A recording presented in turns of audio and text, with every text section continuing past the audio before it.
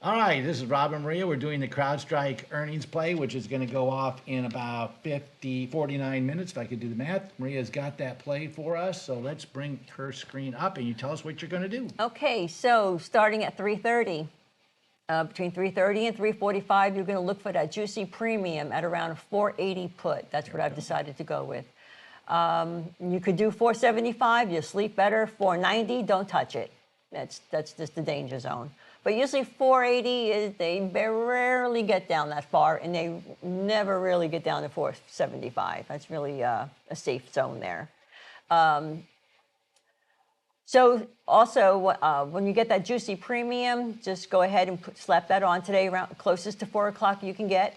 What premium are you looking for? I'm looking, hopefully, 6, at least 6, I'm hoping. So you want more than what you get now. You're probably going to, you think you'd get it before the close, probably. 3:30 and 3:45, it usually happens. 18 minutes from now. Yes, I have to go. So $7,600 in buying power, 570 in profit. Your break even is right here. Tasty tells you. Tasty also tells you what the expected move is.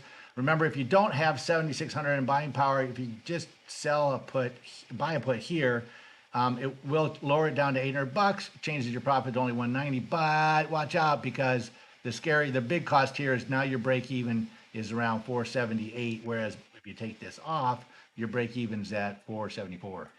Tomorrow, when the market opens, Oh yeah. if this is at 480, just close it. Just get out, take your money, and that's it. If it's below, you can always just roll it down and out. You can always buy one above it as well. Either way, and when you If roll you it, roll it, you're just going to roll it for a week to 2 weeks. perfect. That Perfect. gives it the stock some time to even out. Sure. All right, let us know how you did. Hope you have a great trading day.